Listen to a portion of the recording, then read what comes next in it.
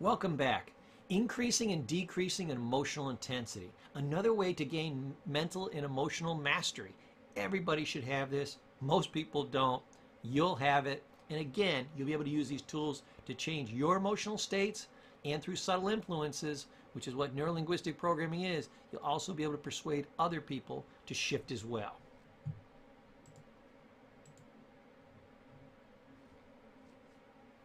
So, how do we increase emotional intensity? Simple. Just like you saw that graphic getting larger and larger and coming towards you. Make it bigger. Make it brighter. Saturate it in color. Make it closer to you till it just about bops you in the nose. Get associated with it. Look at that picture of the guy. Feel his intensity. Feel his emotion. Feel the tension in his hands. Get fully associated with what's going on. Make it brighter, clearer. This is how you visualize everything. And how do you want to do it? You want to do this visually, auditorily, kinetically, any way you can do it to increase emotion. Now you do this for the positive emotions like happiness, joy, confidence, success, accomplishment, ego, whatever it needs to be. When you want to increase intensity, say for motivation, boom, do it like this. This is your formula. You should write this down. Now, if you want to decrease emotional intensity, just like you see in the graphic, make it shrink, make it get smaller. You know, as you're thinking about these bad times or things that happened in your past, make it dimmer, grayer, farther away. Make it get tinier and tinier. It may even disappear into the background.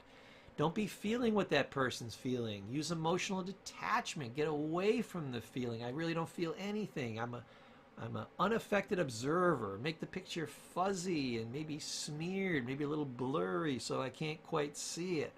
This will drop emotional intensity, such as fear or worry or old negative past events. This is how people deprogram themselves in neurolinguistic programming for old negative things that happened in their life. So see the system? It's the exact opposite of increasing emotional intensity is decreasing emotional intensity. So it's just a matter of which direction you're using these skills in. Very, very powerful tools. Now, associated versus disassociated. I love that cartoon of the little kitty cat with the rifle there. Associated means you're deep in the experience. Like when you're having sex, you're probably fully associated. It's touch, it's kinetic, it's sense, it's visual. You got it all going on. You are there, you're in the moment, and you're present. The sniper here is very disassociated from their target, what they're focusing on. They're literally a million miles away. It's just, you know, I'm going to shoot you, but hey, nothing personal, it's just business. That's dissociated. So when you're associated with something, that increases the intensity of the feeling. When you're disassociated from something, that decreases the intensity. So we want to associate with powerful, strong, empowering feelings, and we want to disassociate from disempowering feelings that are negative and weigh us down. Great technique. Physiology and emotion. This is huge. Remember, your physiology is a huge part of how your brain works and how your emotions work. I love this cartoon here. Charlie Brown says, "This is my depressed stance." When you're depressed, it makes a lot of difference how you stand. The worst thing you can do is straighten up and hold your head high, because then you'll start feeling better. No, if you're going to get any joy out of being depressed, you got to stand like this. Charlie Brown was a great NLP practitioner. They did a study, I think it was called the California study, and they had moderately to severely depressed people. They were about a 7 to 8 on the depression scale. And all they had to do is do something we call smile therapy, for lack of a better name. And they would just sit there in front of the mirror and they would smile for about 2.5 minutes. And they would do this 3, 4, 5 times a day, 5 days a week, take the weekends off. And these people were supposed to be in a 30-day program. But what happened was they never actually finished the experiment, so we didn't get all the data we would have liked. Well, that's actually good news. The reason they didn't finish the experiment is because most of those people, they went so far down the scale, they were like a 2 or a 3, they had to discharge them. This was with no other therapy. Just looking in the mirror and smiling.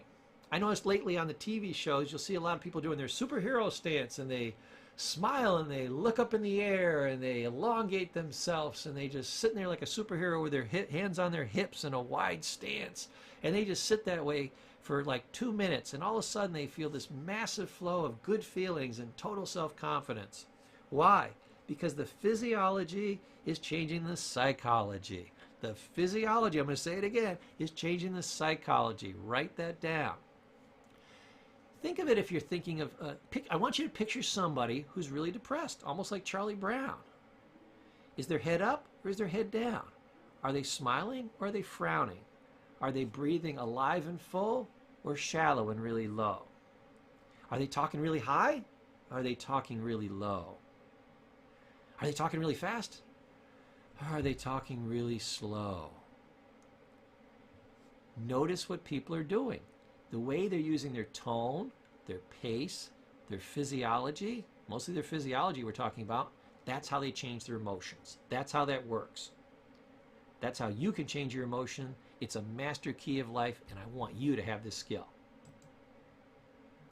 Finally, on physiology and emotion, change your mind, change your body.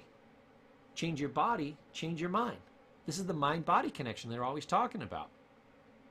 So, if you change the way you're using your body, your mind will change. Now, you can also change your body to change your mind. I was like this lady. I went out and I got a massage. Why? I thought it was worth it. I noticed as they released the muscular tension, they affected the body, it affected the mind. I also noticed that when I meditate, like this gentleman's doing here on the left, as I would meditate, or even when I would do some gentle sighs, I would get a release in my muscles. So you got to do one or the other. Change your mind to change your physiology, or change your physiology, it'll change your mind.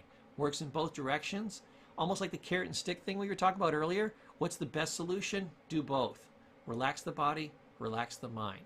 Use your mind better, use your body better, and what will happen to both? They'll both get better. Absolutely amazing, powerful technique, life-changing if you use it properly.